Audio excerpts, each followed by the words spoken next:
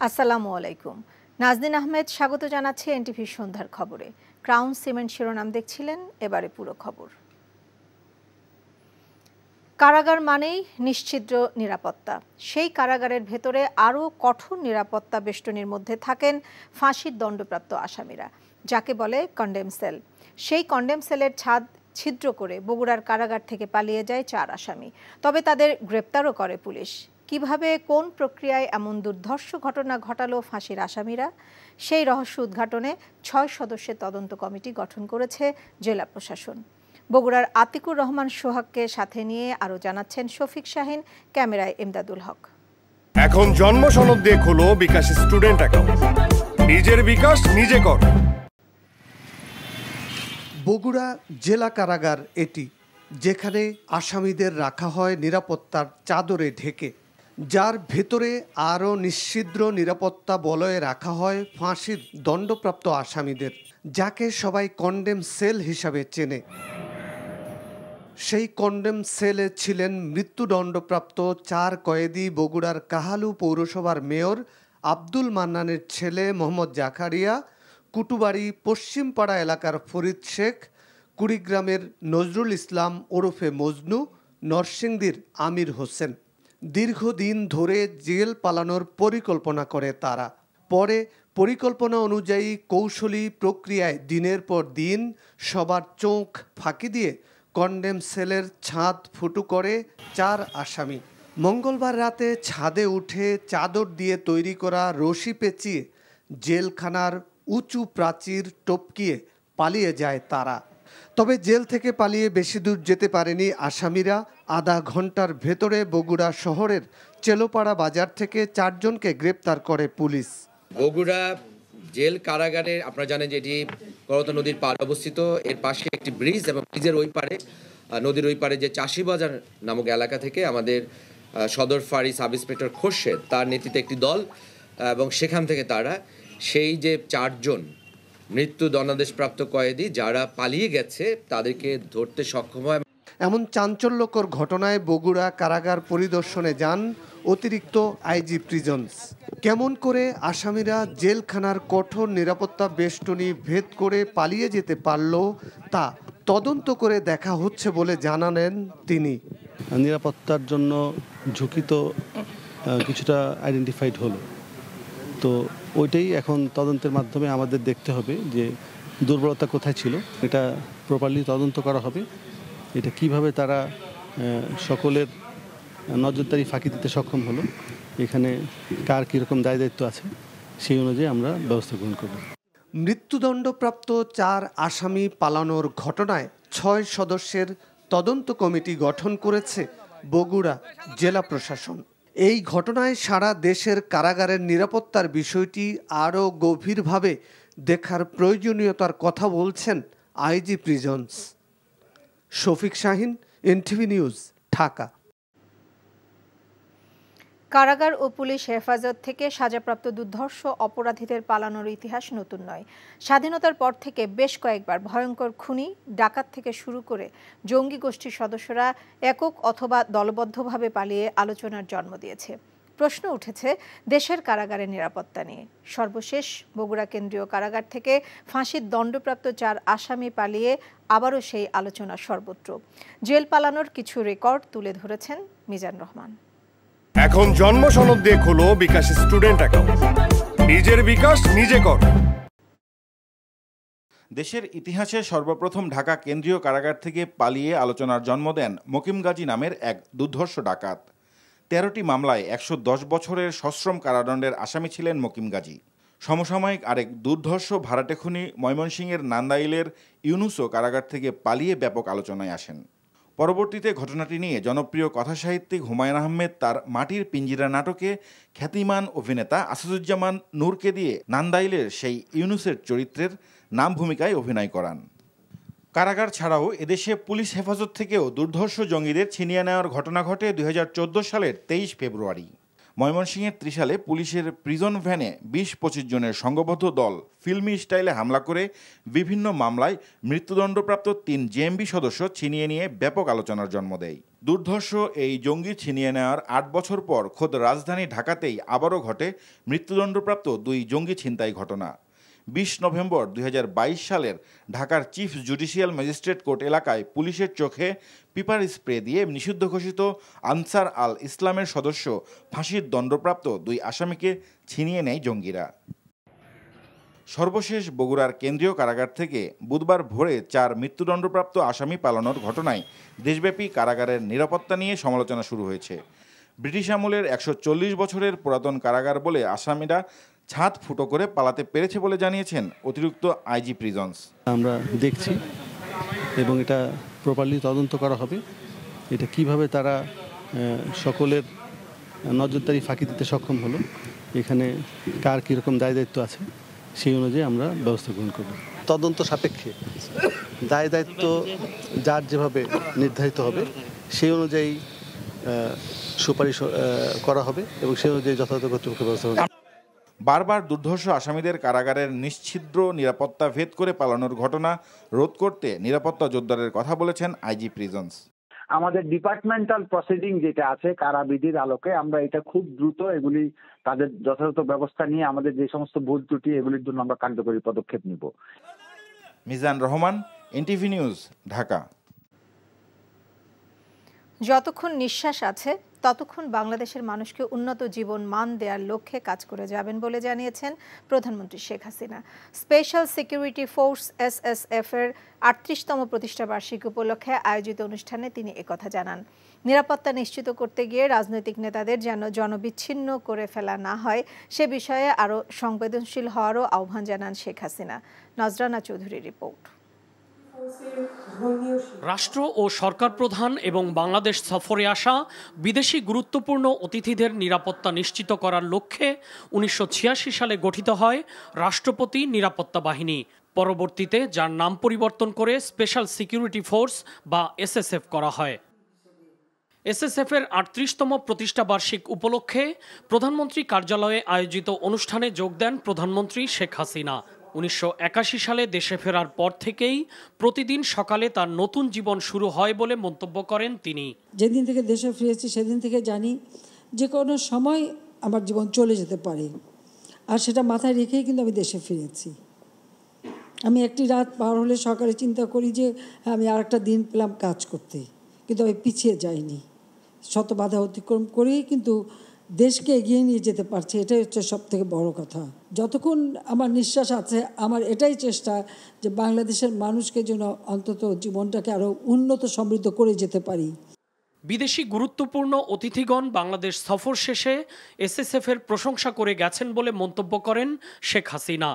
তবে রাজনীতিবিদদের কাজই যেহেতু জনগণকে নিয়ে, তাই নিরাপত্তার জন্য যেন তারা জনগণ থেকে বিচ্ছিন্ন হয়ে না যান সেদিকে আরও সংবেদনশীল হওয়ার জন্য SSF এর প্রতি আহ্বান জানান সরকার প্রধান। আমরা রাজনীতি করি, আমার কিন্তু আর কোনো শক্তি নেই, শক্তি একমাত্র জনগণ। কাজে এই জনবিচ্ছিন্ন যাতে না হয়ে যায়, আমি জানি এটা কঠিন দায়িত্ব। এই মানুষগুলির জন্যই তো রাজনীতি করি, এই মানুষদের নিয়েই তো পথ চলা, আর যাদেরকে নিয়েই দেশের মানুষের কাজ করি তাদের থেকে যেন কোনো মধ্যে বিচ্ছিন্ন হয়ে না যায়। মানুষের থেকে বিচ্ছিন্ন হলে কিন্তু আমাকে আর গুলি বোমা লাগবে না, এমনি শেষ হয়ে যাব। আমি বলবো যে এই বিষয়গুলো একটু সংবেদনশীলতার সাথে দেখা দরকার। সর্বোচ্চ শৃঙ্খলা, দক্ষতা এবং পেশাদারিত্ব দিয়ে SSF বিশ্বের আদর্শ নিরাপত্তা বাহিনী হিসেবে পরিণত হবে বলে আশা প্রকাশ করেন প্রধানমন্ত্রী শেখ হাসিনা। Nazrana Chowdhury, NTV news, Dhaka. বেগম খালেদা জিয়ার নিঃশর্ত মুক্তির দাবিতে আগামী শনিবার ঢাকায় সমাবেশ সহ ৩ দিনের কর্মসূচি ঘোষণা করেছে বিএনপি। ১ জুলাই সব মহানগর আর ৩ জুলাই জেলা শহরে সমাবেশ করবে দলটি। কর্মসূচি ঘোষণা করে বিএনপি মহাসচিব মির্জা ফখরুল ইসলাম আলমগীর বলেছেন, বেগম জিয়াকে জামিন না দেয়া বেআইনি ও অসাংবিধানিক, বঞ্চিত করা হচ্ছে উন্নত চিকিৎসা থেকে। নয়াপল্টনের সংবাদ সম্মেলনে এসব বলেন তিনি। ইমরুল হাসানের রিপোর্ট। ৫ দিন ধরে হাসপাতালে চিকিৎসাধীন বেগম খালেদা জিয়া। শর্ত সাপেক্ষে মুক্ত দলের প্রধানের শর্তহীন মুক্তির দাবিতে কর্মসূচি প্রণয়নে দল ও সহযোগী সংগঠনের নেতাদের নিয়ে যৌথ সভা করেন বিএনপির মহাসচিব। পরে সংবাদ সম্মেলনে তিনি বলেন, আন্দোলন বেগবান করে বিএনপি চেয়ারপারসনকে স্থায়ী মুক্ত করাই তাদের লক্ষ্য। ২৯ জুন শনিবার নয়াপল্টন অফিসের সামনে সমাবেশ অনুষ্ঠিত হবে। দেশনেত্রী বেগম খালেদা জিয়ার নিঃশর্ত মুক্তির দাবিতে সারা দেশের মহানগরগুলোতে, সেখানে সোমবার, এরপরে হচ্ছে 3 তারিখে সারা দেশের জেলা সদরগুলোতে তার মুক্তির দাবিতে সমাবেশ অনুষ্ঠিত হবে। আমরা বিশ্বাস করি যে দেশনেত্রী বেগম খালেদা জিয়া আজকে যদি সামনে আসতে পারেন, তাহলে এই যে ফ্যাসিবাদী সরকার, এই যারা আজকে জোর করে ক্ষমতা দখল করে বসে আছে সম্পূর্ণ বেআইনিভাবে, সংবিধান বিরোধীভাবে, তাদের পক্ষে ক্ষমতায় থাকা সম্ভব হবে না। বর্তমানে শারীরিক অবস্থা স্থিতিশীল থাকলেও বেগম জিয়ার জীবন নিয়ে শঙ্কা প্রকাশ করেন বিএনপির মহাসচিব। অভিযোগ করেন আইনের দোহাই দিয়ে সরকার তাদের নেত্রীকে উন্নত চিকিৎসা থেকে বঞ্চিত করছে। তার জটিলতা এমন একটা জায়গায় উপস্থিত হয়েছে যে কোনো সময় তার জীবনহানি হতে পারে। চিকিৎসকরা বারবার বলেছেন বাইরে উন্নত জায়গায় প্রতিষ্ঠায় নেওয়া উচিত, কিন্তু সেই জায়গায় তারা কিন্তু তার বাইরে গিয়ে চিকিৎসা করাকে নিষিদ্ধ করেছে। তাকে সম্পূর্ণ অন্যায়ভাবে আটক করে রাখা হয়েছে। এটা আইন বিরোধী, এটা সংবিধান বিরোধী। আপনি জামিন দিতে পারবেন না, এটা একেবারেই কোনো বিধান নেই। এটা তার প্রাপ্য, এটা তার কনস্টিটিউশনাল রাইট। কারণ এখনও কিন্তু তার মামলা সুপ্রিম কোর্টে যায়নি, সুপ্রিম কোর্টের কাছে পেন্ডিং আছে এখনো। সুতরাং এই বিষয়টা অত্যন্ত গুরুত্বপূর্ণ যে তারা অত্যন্ত পরিকল্পিতভাবে তাকে এই কারাগারে আটক করে রাখছে। ইউনাইটেড হাসপাতালের কাছে বেগম জিয়ার জন্য অ্যাম্বুলেন্স ও ইমার্জেন্সি ইনজেকশন চেয়ে না পাওয়ার বিষয়ে ক্ষোভ প্রকাশ করেন মির্জা ফখরুল। নিঃসন্দেহে এটা অমানবিক এবং এটা আপনার নিন্দাযোগ্য। Imrul Ahsan, NTV news, Dhaka. শুধু সরকারি আমলাদের দিকে আঙ্গুল না তুলে রাজনৈতিক ব্যক্তিদের আয়নায় মুখ দেখার পরামর্শ দিয়েছেন সড়ক পরিবহন ও সেতুমন্ত্রী ওবায়দুল কাদের। বলেন, দুর্নীতি যেই করুক সরকার জিরো টলারেন্স নীতিতে থাকবে। সকালে হযরত শাহজালাল আন্তর্জাতিক বিমানবন্দরে শাটল বাস সার্ভিস উদ্বোধনী অনুষ্ঠানে এই কথা বলেন তিনি। নিয়ামুল আজিজ সাদেকের রিপোর্ট। প্রবাসীদের দেশে ফিরে বিমানবন্দর থেকে বাড়ি পর্যন্ত যেতে ভোগান্তির আরেক নাম দীর্ঘ অপেক্ষা আর অতিরিক্ত পরিবহন ভাড়া। বহির্গমনে এমন অপেক্ষার কারণে অনেক যাত্রীকেই বড় লাগেজ নিজের ঘাড়ে নিয়েই হেঁটে হেঁটে যানবাহন খুঁজতে দেখা যায়। গাড়ি আসে নাই, আসতে পারতেছে না। ট্রলি নাই, ট্রলি আনতে দেয় না। ট্রলি আনতে দেয় না? না। কোন পর্যন্ত ট্রলিটা? ট্রলি কার পার্ক পর্যন্ত আসলে তো ভালো হয়। এখানে একটু জাম হয় বেশি, সবচেয়ে বেশি আর কি। আর মানুষ মানে নিয়ন্ত্রণ নাই। আমাদের গাড়ি আসতে জামে পড়ছে, গাড়ি আসলে তারপরে চলে যাবে। এমন বাস্তবতায় দেশে ফেরা প্রবাসীদের কিছুটা স্বস্তি দিতে বিমানবন্দর শাটল বাস সার্ভিসের উদ্বোধন করেন সড়ক পরিবহন ও সেতুমন্ত্রী। জানানো হয়, রেমিটেন্স যোদ্ধাদের লাগেজ নিয়ে বিড়ম্বনা এড়াতে আপাতত 2টি বাসের সেবা দেয়া হচ্ছে।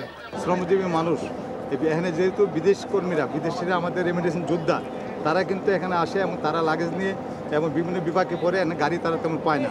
আমরা এই গাড়িতে আপনারা দেখবেন ভিতরে আমরা লাগেজ কম্পার্টমেন্ট করেছি উন্নত দেশের স্টাইলে। তো তারা কিন্তু এখানে 40 কেজি 50 কেজি লাগেজ নিয়ে কিন্তু তারা গাড়িতে উঠতে পারবে। মন্ত্রী বলেন, শুধু সরকারি আমলা নয়, সবার দুর্নীতির ক্ষেত্রেই সরকারের নীতি জিরো টলারেন্স। প্রথমত আয়নায় নিজের চেহারাটা দেখা, যে আমি অ্যাজ এ পলিটিশিয়ান আমি আমলাদের করাপশনের বিরুদ্ধে, তো আমার এখানেও তো করাপশন আছে নেই। দুদককে প্রধানমন্ত্রী একেবারেই জিরো টলারেন্স নীতিতে তিনি অটল। শাটল বাস সার্ভিস বিমানবন্দর থেকে জসিমউদ্দিন হয়ে ট্রেন স্টেশন, এরপর তৃতীয় আন্তর্জাতিক বিমানবন্দর হয়ে আবার বিমানবন্দরে ফিরবে। এই সার্ভিস নিতে যাত্রীদের নির্ধারিত ভাড়া দিতে হবে। Niamul Aziz Sadek, NTV news, Dhaka. সরকারের পৃষ্ঠপোষকতায় আমলারা দুর্নীতিতে জড়িয়ে পড়ছে বলে মনে করেন জাতীয় পার্টির চেয়ারম্যান জে এম কাদের। বনানীতে দলীয় কার্যালয়ে ব্রিফিংয়ে তিনি এসব কথা বলেন।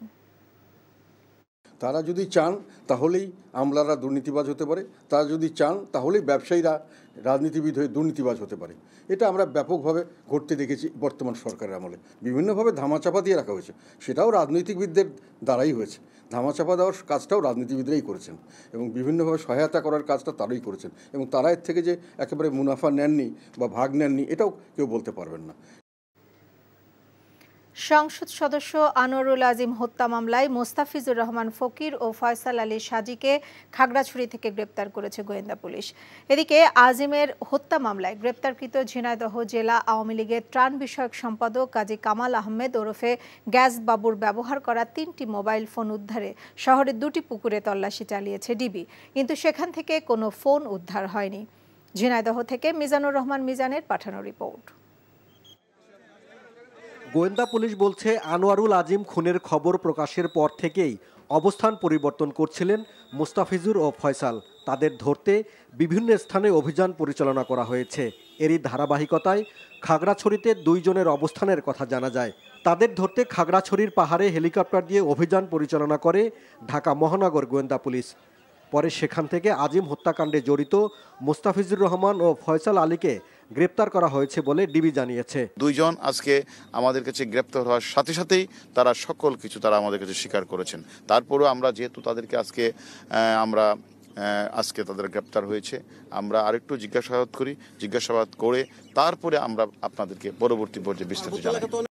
এদিকে সংসদ সদস্য আনোয়ারুল আজিম হত্যা মামলায় গ্রেপ্তারকৃত ঝিনাইদহ জেলা আওয়ামী লীগের ত্রাণ বিষয়ক সম্পাদক কাজী কামাল আহমেদ ওরফে গ্যাস বাবুকে নিয়ে মোবাইল ফোন উদ্ধারে শহরের 2টি পুকুরে অভিযান চালায় ডিবির একটি দল। ডিবি প্রধান হারুনুর রশিদের উপস্থিতিতে গাঙ্গুলি মিষ্টান্ন ভাণ্ডারের পিছনের পুকুরে ডুবুরি নামানো হয়। পরে স্টেডিয়ামের পাশের পুকুরেও অভিযান চালানো হয়। 2টি অভিযানের সময় আসামি বাবু উপস্থিত ছিলেন, তবে পুকুরে ফেলে দেওয়া বাবুর 3টি মোবাইল ফোনের একটিও পাওয়া যায়নি। কামাল আহমেদ বাবু বিজ্ঞ ম্যাজিস্ট্রেটের সামনে আদালতে যে 164 করে যে কথাটা বলেছেন যে উনি এই যে আলামত 3টি মোবাইল ফেলে দিয়েছেন পুকুরে, সে মোবাইলটা উদ্ধার করতে পারলে আমি মনে করি মামলাটা আরও একটু পরিপক্ক হবে। সংসদ সদস্য অপহরণ মামলায় 5 জুন ঝিনাইদহ শহরের নিজ বাসা থেকে আটক করা হয় বাবুকে। পরের দিন তাকে গ্রেপ্তার দেখানো হয়। পরবর্তীতে 8 দিনের পুলিশ রিমান্ড শেষ হওয়ার আগেই আদালতে 164 ধারায় জবানবন্দি দেন বাবু। ওই জবানবন্দিতে মোবাইল ফোনে কিলার গ্রুপের সাথে কথোপকথন রয়েছে বলে বাবু স্বীকার করেছেন। গত 13ই মে কলকাতার সঞ্জীবা গার্ডেনের একটি ফ্ল্যাটে খুন হন ঝিনাইদহ 4 আসনের সংসদ সদস্য আনোয়ারুল আজিম।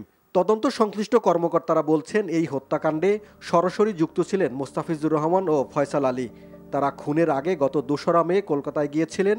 এরপর 21শে মে সংসদ সদস্য খুনের ঘটনায় দেশে শিমুল ভূঁইয়া, তার ভাতিজা তানবীর ভূঁইয়া ও শিলাস্তি রহমানকে গ্রেপ্তার করা হলে মুস্তাফিজুর রহমান ও ফয়সাল আত্মগোপনে চলে যান। NTV news desk. খাগড়াছড়ি থেকে আজিম হত্যার ঘটনায় গ্রেপ্তার 2 আসামিকে ঢাকায় গোয়েন্দা পুলিশের কার্যালয়ে নিয়ে আসা হয়েছে। এ বিষয়ে জানতে যাচ্ছি মিন্টু রোডের গোয়েন্দা কার্যালয়ে। সেখানে আছেন স্টাফ করেসপন্ডেন্ট শফি মাহমুদ সাগর। সাগর, কিভাবে আর কোন প্রক্রিয়ায় আসামিদের ধরা হয়েছে আর গোয়েন্দারা কি বলছেন?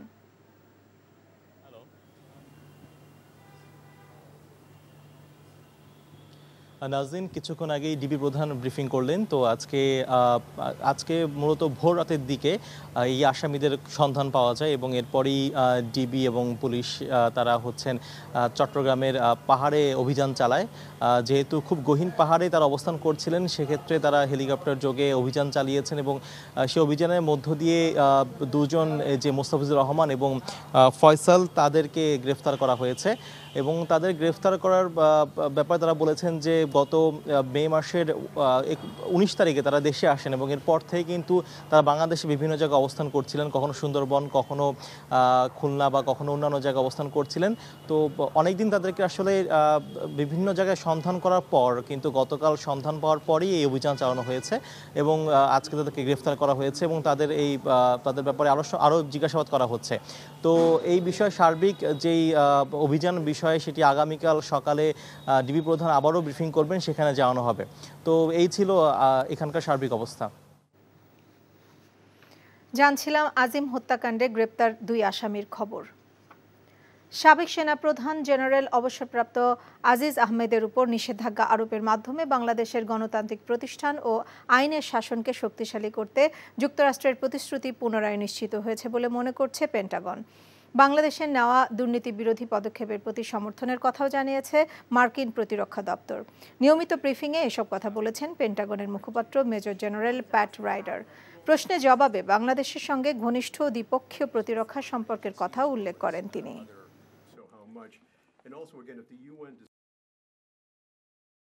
State Department has designated General Ahmed ব্যাপক দুর্নীতির কারণে স্টেট ডিপার্টমেন্ট জেনারেল আহমেদের উপর নিষেধাজ্ঞা আরোপ করেছে। বাংলাদেশের গণতান্ত্রিক প্রতিষ্ঠান ও আইনের শাসনকে শক্তিশালী করতে যুক্তরাষ্ট্রের যে প্রতিশ্রুতি তা এই নিষেধাজ্ঞা আরোপের মাধ্যমে পুনর্ব্যক্ত করা হয়েছে। বাংলাদেশের দুর্নীতি বিরোধী যেসব পদক্ষেপ নেওয়া হয়েছে তার প্রতি পেন্টাগনের সমর্থন রয়েছে। তাছাড়া অবাধ ও মুক্ত ইন্দো প্যাসিফিক অঞ্চল, সামুদ্রিক ও আঞ্চলিক নিরাপত্তার মতো বিষয়ে দুদেশের অভিন্ন স্বার্থ ও মূল্যবোধের ভিত্তিতে অংশীদারত্ব রয়েছে। ডাক বিভাগের কর্মীরা 51 কোটি টাকা লোপাট করেছেন বলে জানিয়েছেন ডাক, টেলিযোগাযোগ ও তথ্য প্রযুক্তি প্রতিমন্ত্রী জুনায়েদ আহমেদ পলক। এসব কাজে জড়িত কর্মীর বিরুদ্ধে ব্যবস্থা নিতে দুর্নীতি দমন কমিশনে চিঠি দেওয়া হয়েছে। রাজধানীর গুলশানের একটি হোটেলে এক কর্মশালায় তিনি এ তথ্য জানান। ডাক ও টেলিযোগাযোগ প্রতিমন্ত্রী বলেন, গ্রাহকের অর্থ এবং ডাকের নিজস্ব তহবিল মিলিয়ে মোট 51 কোটি টাকা লোপাট করেছে কর্মীরা। প্রাথমিকভাবে এ ধরনের 11টি অনিয়মের সত্যতা পাওয়া গেছে বলেও জানান তিনি। এ ব্যাপারে দুদকে চিঠি দেওয়ার কথাও জানিয়েছেন জুনায়েদ আহমেদ পলক। ডাক বিভাগের 700 কোটি টাকা লোকসান ঠেকাতে গাড়ি জমি লিজ দেওয়ার উদ্যোগ নিয়েছে ডাক ও টেলিযোগাযোগ মন্ত্রণালয়। দুই রকম অপরাধ সংগঠিত হয়েছে। দুই রকম অপরাধকে আমরা প্রতারণা হিসাবে এবং অনিয়ম দুর্নীতি হিসেবে দেখছি, যে কারণে আমরা কিন্তু দুর্নীতি দমন কমিশনের কাছে, চেয়ারম্যানের কাছে আমি চিঠি দিয়েছি এবং ডিরেক্টর জেনারেলের কাছে আমাদের ডিরেক্টর জেনারেল চিঠি দিয়েছে। এই প্রত্যেকটা ঘটনার তথ্য উপাত্ত সহ আমরা দুদকের দৃষ্টি আকর্ষণ করে তাদের ব্যবস্থা গ্রহণের জন্য অনুরোধ করেছি। ঈদের ছুটিতে সড়ক দুর্ঘটনায় 458 জন নিহত এবং 1840 জন আহত হয়েছেন বলে জানিয়েছে বাংলাদেশ যাত্রী কল্যাণ সমিতি। দুপুরে ফটো জার্নালিস্ট অ্যাসোসিয়েশনের মিলনায়তনে সংবাদ সম্মেলনে এসব তথ্য জানান সংগঠনটির মহাসচিব মোহাম্মদ মোজাম্মেল হক চৌধুরী। বলেন, ঈদুল আজহায় যাতায়াত দেশের সড়ক, রেল ও নৌপথে সম্মিলিতভাবে 337টি দুর্ঘটনায় 488 জন নিহত ও 1850 জন আহত হয়েছেন। এবারের ঈদে দ্রব্যমূল্যের ঊর্ধ্বগতি ও পরিবহন ভাড়া অস্বাভাবিকভাবে বেড়ে যাওয়া সহ নানা কারণে লক্ষ্যমাত্রার চেয়ে 15 থেকে 20% মানুষের কম যাতায়াত করেছে। বাধ্য হয়েছে ফিটনেসবিহীন যানবাহন ও খোলা ট্রাকে যাতায়াত করতে, যার কারণে দুর্ঘটনা বেড়েছে। রেলপথে 22টি সড়ক দুর্ঘটনায় 20 জন নিহত এবং 4 জন আহত হয়েছে। নৌপথে 6টি দুর্ঘটনায় 10 জন নিহত, 6 জন আহত, 6 জন নিখোঁজ রয়েছে। সড়ক, রেল, নৌপথে সম্মিলিতভাবে 337টি দুর্ঘটনায় 488 জন নিহত, 1850 জন আহত হয়েছে। বিআরটিএ যেটা এই রিপোর্টটি দিচ্ছে, এটা আসলে বিশ্বাসযোগ্য বলে সাধারণ মানুষ মনে করেন না, যাত্রীরা মনে করেন না। পররাষ্ট্রমন্ত্রী ডক্টর হাসান মাহমুদ বলেছেন, চুক্তি আর সমঝোতার স্মারকের মধ্যে পার্থক্য বিএনপিকে বুঝতে হবে। সকালে পররাষ্ট্র মন্ত্রণালয়ে সুইডেনের বিদায়ী রাষ্ট্রদূতের সাথে সাক্ষাৎ শেষে একথা বলেন মন্ত্রী। বলেন, যে কটা স্মারক স্বাক্ষর হয়েছে তার সবগুলোতেই দেশের স্বার্থ রক্ষা করে করা হয়েছে। অভিযোগ করেন, বিএনপি কারণে অকারণে সরকারের বিরোধিতা করে, কিছু না বুঝে সমঝোতার স্মারককে তারা চুক্তি বলে চালিয়ে দিতে চায়। প্রশ্নের জবাবে মন্ত্রী বলেন, ভারতের সাথে আগে থেকেই রেল যোগাযোগ আছে, যেগুলো বন্ধ হয়েছিল সেগুলো ধীরে ধীরে চালু করা হবে। জানান, শুধু ভারত নয়, নেপাল, ভুটান সহ আঞ্চলিক রেল যোগাযোগ বাড়াতে কাজ করছে সরকার। বিএনপি তো সরকার বিরোধিতায় কারণে অকারণে সরকারের বিরোধিতাই করতে হবে। আর বিএনপি টেক্সটের ভিতরে না গিয়ে, চুক্তি আর সমঝোতার পার্থক্য না বুঝে মির্জা ফখরুল ইসলাম আলমগীর সাহেব বক্তব্য দিচ্ছেন। আমি ওনাকে বলবো, আগে একটু ভালো মতো পড়াশোনা করে তারপর মিডিয়ার সামনে আসার জন্য। যে চুক্তিগুলো, কোনো চুক্তি হয়নি, যে সমঝোতা স্মারকগুলো হয়েছে সেগুলো সবগুলোই বাংলাদেশের স্বার্থে হয়েছে, বাংলাদেশের স্বার্থ সংরক্ষণ করে হয়েছে। বিএনপি নেতাদেরকে বাধা এলে তা প্রতিহত করার আহ্বান দিয়েছেন বিএনপির স্থায়ী কমিটির সদস্য মির্জা আব্বাস। দলের চেয়ারপারসন বেগম খালেদা জিয়ার মুক্তির দাবিতে ২৯ জুন রাজধানীতে সমাবেশ সফল করতে এক প্রস্তুতি সভায় তিনি এই আহ্বান জানান। মির্জা আব্বাস বলেন, বেগম খালেদা জিয়া গুরুতর অসুস্থ, সরকার তাকে সুচিকিৎসা থেকে বঞ্চিত করছে। তার অভিযোগ, রাজনৈতিক প্রতিহিংসার শিকার হয়ে বেগম খালেদা জিয়া কারাবন্দী রয়েছেন, তাই তার মুক্তি মানে দেশের মানুষেরই মুক্তি। শনিবারে সমাবেশের প্রস্তুতি নিয়ে ঢাকা মহানগর দক্ষিণ ও ঢাকা মহানগর উত্তর বিএনপি আয়োজিত পৃথক প্রস্তুতি সভায় অংশ নেন মির্জা আব্বাস। এখন থেকে যদি কোনো ঝামেলা ঝঞ্ঝাট হয় কোনো জায়গায় কোনো সময়, আমরা নিশ্চয়ই প্রতিবাদী হব। আমরা সাহস করে রুখে দাঁড়াবো, এই কথাটা ভুলে গেলে হবে না। কিছু একটা হলো আর কেউ কিছু ঘটায় দিল আর আমরা যার যার মতো ঘরে চলে গেলাম, এইটাই যেন আর না হয়। সুনামগঞ্জে বন্যার্তদের সাহায্যে এগিয়ে এসেছে এনটিভি। সদর উপজেলায় ২ শতাধিক পরিবারকে খাদ্য সহায়তা দেওয়া হয়েছে। এনটিভির এই মহৎ উদ্যোগের প্রশংসা করেছে ভুক্তভোগী, বানভাসী ও স্থানীয় প্রশাসন। সুনামগঞ্জ থেকে দেওয়ান গিয়াস চৌধুরীর পাঠানো রিপোর্ট।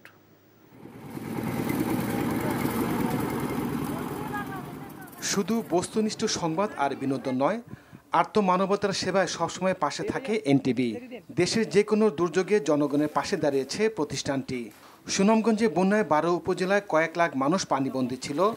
পানি কমতে থাকায় ভেসে উঠছে ক্ষতচিহ্ন। দুর্গত এলাকায় খাবার ও বিশুদ্ধ পানির সংকট দেখা দেয়। প্রশাসনের পক্ষ থেকে ত্রাণ সহায়তা দেয়া হলেও চাহিদার তুলনায় তা অপ্রতুল ছিল। তাই প্রতিবারের ন্যায় এবারও সাহায্যের হাত বাড়িয়ে দিয়েছে এনটিভি। বুধবার সুনামগঞ্জ সদর উপজেলার লক্ষণশ্রী ও মোল্লাপাড়া ইউনিয়ন এবং শান্তিগঞ্জ উপজেলার ২ শতাধিক মানুষকে ত্রাণ সহায়তা দেওয়া হয়েছে। এই বন্যার দুর্যোগের সময় এনটিভি টিভির মালিক যারা, ওরা ঘরে ঘরে মাল দেওয়া গেছে, আমরা ধন্যবাদ জানাই। আমরা বন্যা বাড়ি ঘর ভাঙা নিচে আমরা বাচ্চা কাচ্চা লিয়ে অসহায় পড়ছি, আমরা খানি করে খাই, আমরা বাচ্চা হলো খুশি হয়েছি, আমরাও খুশি হয়েছি। এনটিভির এমন মহৎ উদ্যোগের ভূয়সী প্রশংসা করেছে জেলা প্রশাসন। এখানে এনটিভির পক্ষ থেকে বন্যা দুর্গত মানুষকে ত্রাণ সহায়তা প্রদান করছে, আমি এনটিভিকে আন্তরিকভাবে ধন্যবাদ জানাই। এনটিভির মতো অন্যান্য প্রতিষ্ঠান আত্মমানবতার সেবায় এগিয়ে আসবেন, এমন আশা সচেতন মহলের। NTV news desk. এই ছিল সন্ধ্যার খবরে। এই খবরের ভিডিও সহ আপডেট জানতে ভিজিট করুন এনটিভি অনলাইন www.ntvbd.com। এছাড়াও এনটিভি জনপ্রিয় সব অনুষ্ঠান ও খবরের আপডেট জানতে ভিজিট করুন আমাদের ইউটিউব ও ভেরিফাইড ফেসবুক পেজ। রাত 10:30টায় রাতের খবর দেখার আমন্ত্রণ রইল। সবাইকে ধন্যবাদ।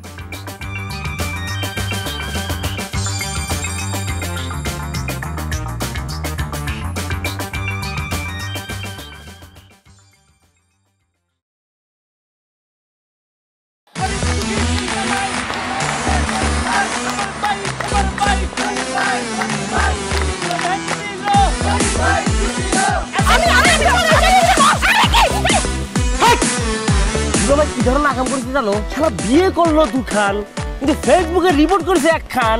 মেজাজটা আমার তো হট হয়ে রয়েছে অনেক আগ থেকে। আমি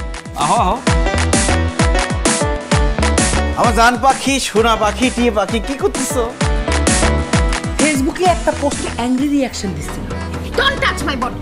বড় বউয়ের প্রতি অনেক কি বেশি না মায়া মহব্বত, যাও তারে গিয়া দেখাও। আমার কাছে আইছো কেলা? প্রথমে আমার ঘরে না এসে আমার চোখের সামনে দিয়ে গট গট করে ছোট বউয়ের রুমের মধ্যে চলে যাও কোন সাহসে? আমি ভাবছিলাম তুমি বড় বউ বড় বইনের মতো থাকবা, কিন্তু তুমি বাইরে হইছো আস্তে একটা ডাইনি বুড়ি। আমি সাক্ষাৎ ডাইনি আর তুমি সোনার ময়না পাখি। এই চুপ করো। ওরে খোদা, কান্না কাসুল। গুলশান বানানির মায়েরা যেমন চুল কালার করে না, আমার তো মনে হইতেছে গনি মিয়া কোনো গুলশান বানানির মডার্ন মায়ের প্রেমে পড়ছে। আমি জীবনে বিয়ে যদি করি একখান করবো, দুইখান করবো না। তোর তিনটা আমার করব। আরে কি করতেছ? আরে বাইরে করতে বাইরে। যা কইছি শুনো, গড়তে বাইরে তুমি। কি করতেছ তুমি? কোথায় যাচ্ছ স্বামী আমার? হ্যাঁ, তুমি ছাড়া মোর কোনো গতি নাই, তোমার ঘরে একটুখানি দাও ঠাই। দেখাই দিচ্ছে ছোট বউ তার আসল রূপ, নাগিনী সাপিনী। শুনছি ভালোবাসা টিকে থাকে বিশ্বাসের উপর। আমার উপর তোমাদের সেই বিশ্বাস ছিল, আজকে দেখতেছি আমার উপর আর কোনো বিশ্বাস নাই। যেহেতু বিশ্বাস নাই, তোমাদের সাথে থাকার কোনো ইচ্ছা আমার নাই।